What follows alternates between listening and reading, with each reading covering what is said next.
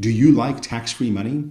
Well, what if I told you that there's a retirement account where your money could grow completely tax-free, and when you take it out during retirement, you don't pay a penny in taxes? Well, that's exactly what a Roth IRA offers. In today's video, I'm going to do a deep dive into what is a Roth IRA, how it works, and why it can be the most powerful tool in your financial toolbox. Also, remember to stick around all the way to the end because I'm also going to share some insider tips on how to avoid the most common Roth IRA mistakes. Let's start off at the very beginning and define what is a Roth IRA. The Roth IRA was first introduced in 1997 as part of the Taxpayer Relief Act of 1997, and it became available for the first time in 1998. It was named after William Roth, who was a Republican from Delaware. The word IRA stands for Individual Retirement Account. Now, IRAs themselves are not new and have been around since 1974, but the word individual in the word IRA is super important because the Roth IRA is a type of retirement account that you open on your own. It's not through your company, and it comes with very special tax benefits. Essentially, you deposit money into a Roth IRA using your after-tax money, basically money that you've already got in your checking account or your savings account. You don't get a tax deduction for that contribution into the Roth IRA, but that money that you deposit grows tax-free when it's in the Roth IRA. Keep in mind that the Roth IRA is an account. It's not an investment vehicle. You decide what investments you want to buy within your Roth IRA. I think this is best illustrated with an example. Let's assume you put $8,000 into a Roth IRA this year and then you invest it. And you invested it in either Apple stock or Amazon or whatever stock that you want. And by the time that you retire, that investment has grown to $30,000 without any additional contributions by you. Now, with the Roth IRA, that entire $30,000 that the account's grown to is completely tax-free. Not only can you take out the $8,000 that you contributed after tax, but that $22,000 of growth that you have, again, is completely tax-free when you take it out. Also, just to be clear, this tax-free benefit applies only at the federal level, and almost all states follow the same rules at the federal level, but there are some weird states that have their own quirks, so check your state rules to be sure that any distribution you make is completely tax-free. But on a federal level, it's completely tax-free. So now let's compare that same example to what would happen if you had that money in a brokerage account, like a savings account that you invested in. If you had it in a brokerage account and you put $8,000 in and it grew $22,000 to a total of $30,000, and then you withdrew the money out, you would owe capital gains tax on that $22,000 of capital gains. And depending on what your tax bracket was at that time, you would owe capital gains tax on that $22,000 of growth. So again, you'd owe tax on that money. If you had that money in a traditional IRA, then you would owe tax on the entire $30,000 because the initial $8,000 you put in, you would have got a tax deduction for. I'm going to do a separate video on a traditional IRA and the differences between a traditional IRA and a Roth IRA. But for right now, this is one of the main differences between the Roth IRA and the traditional IRA. The traditional IRA, you get an $8,000 deduction up front when you put the money into the account.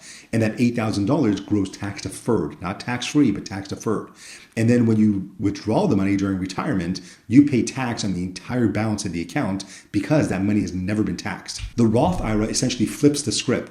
You essentially pay tax on the money now, but then the money grows tax-free. Another cool feature of the Roth IRA is that there are no age limits on contributing to a Roth IRA. As long as you have earned income and you're working, even as a retiree, you can contribute to a Roth IRA.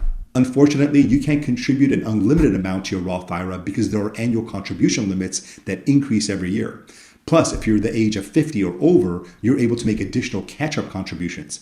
I'll include the current limits below in the description of the video. Also, you have until the tax filing deadline, typically April 15th, to make a Roth IRA contribution for the previous calendar year. So for example, if it's April 15th of this year, you can contribute for the prior year. And once you miss a year, you cannot go back and backfill that prior year. So make sure you make your annual contributions every year. So for example, if you miss the current year and then you want to make up for that a couple years later, unfortunately, you can't do that. So again, be sure to make your annual contributions on time every year. Also, you have to have earned income to make a Roth IRA contribution, and your Roth IRA contribution cannot exceed your earned income. So for example, if you earned $1,000 of wages, you can't contribute more than $1,000 into your Roth IRA. But if you're married, you can piggyback off of your spouse's income if you do not work. So for example, let's assume your spouse makes $50,000 a year and you don't work. You can both contribute to the Roth IRA because you're able to utilize your spouse's income to qualify as earned income. Not all income is considered considered earned income. Earned income are things like wages, salary, tips from a job, self-employment income. This is earnings you get from like freelance work or contracting or running your own business. Typically, it's reported on Schedule C of your tax return if you're unincorporated. Other sources of earned income include commissions such as sales commissions, recruitment bonuses as part of like your employment. Union strike benefits also count as earned income. These are like payments you get from a union during a strike. Those are considered earned income. Taxable alimony is also considered earned income. Another source of earned income are military differential pay, taxable scholarships, or fellowship payments. Now let's go over what is not considered earned income and is not eligible to qualify for the Roth IRA contribution. And this question comes up all the time. So the number one thing is investment income, dividends, interest, capital gains. Those types of income do not qualify as earned income to qualify for the Roth IRA contribution. So if that's your only source of income, you're ineligible to make a Roth IRA contribution. Rental income is also ineligible. It's not considered earned income unless you're a real estate professional, which is a completely different subject matter. Pension income or annuity income is also not considered earned income. Social security benefits are not considered earned income. Unemployment income and also non-taxable alimony is not considered earned income. Okay, now that you have earned income and you feel that you qualify for the Roth IRA, there's another hurdle you have to meet, and that's the income limits. See, not everyone is eligible to make a Roth IRA contribution, even if you have earned income. In fact, if your income is too high and you make too much money, you're not allowed to make a Roth IRA contribution because the IRS looks at your modified adjusted gross income to determine your eligibility. And I've got a separate video where I go over the differences between a modified adjusted gross income and adjusted gross income. And the eligibility threshold increases every year. And I'll include the current year's eligibility threshold in the video description below. Now, if you have earned income and your income is too high, there is an alternative for high income earners, and it's called the backdoor Roth IRA. Now, I know it sounds shady, but it's completely legitimate, and we use it for all of our clients because all of our clients don't qualify directly to contribute to the Roth IRA. Now, the mechanics of the backdoor Roth IRA are way beyond the scope of this video, but I'll have a separate video explaining how the backdoor Roth IRA works and how you can actually do it. Another big advantage of the Roth IRA over the traditional IRA is its flexibility, including this thing called the 5-year rule. Now, traditional retirement accounts such as IRAs or 401ks, they lock your money up until age 59 and a half. Now, you can take out an early withdrawal, but like with some exceptions, but generally you're going to be hit with taxes and penalties. But with the Roth IRA, you can pull out the money that you contributed, your own dollars, anytime you want, tax-free and penalty-free. This is a huge benefit. That means that you're not locked into your account, or your money is not locked up until age 59 and a half, like most retirement accounts. But when it comes to your earnings, the money that your investments have made for you, the IRS has a rule that's known as a 5-year rule that makes the Roth IRA much more appealing than the traditional IRA. The 5-year rule states that you can withdraw your earnings tax-free from your Roth IRA, but they must have been in your account for at least 5 years. Now, this is really good because typically you cannot withdraw your money from an IRA without penalty or tax. But with the 5-year rule, you can withdraw the money tax-free, but you will still pay a 10% penalty, just like you would a traditional IRA. A quick side note, the 5-year rule applies differently for contributions versus conversions. A conversion is when you take a traditional IRA and you convert it to a Roth IRA.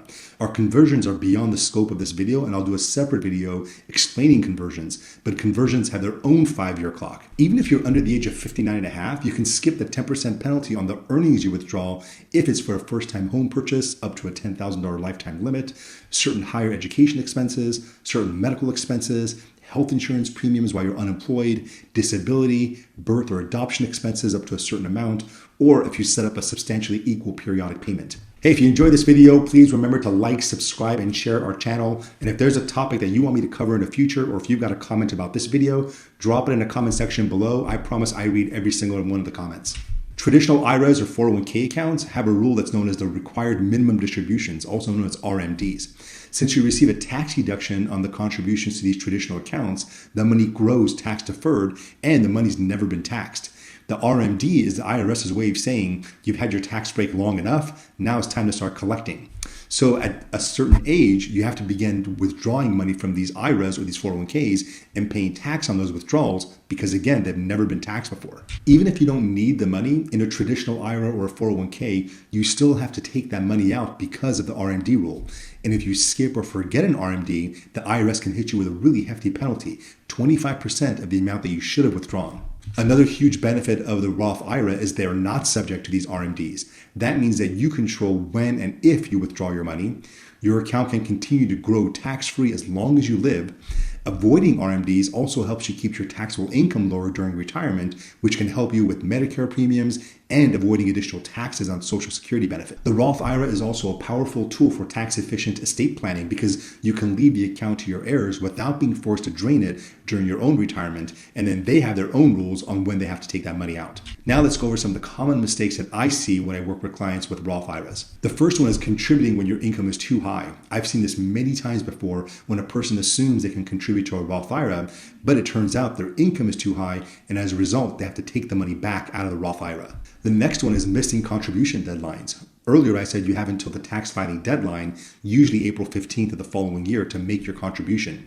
If you miss that deadline, you can't make it up for that year. So a lot of people wrongly assume I'll just make up for prior years, but you can't do that. Once you've missed a contribution deadline, that's it. You have to wait. You have to contribute for any future year. Another common mistake that people make is over contributing. Sometimes people think they can open up multiple Roth IRAs and contribute the maximum to each account.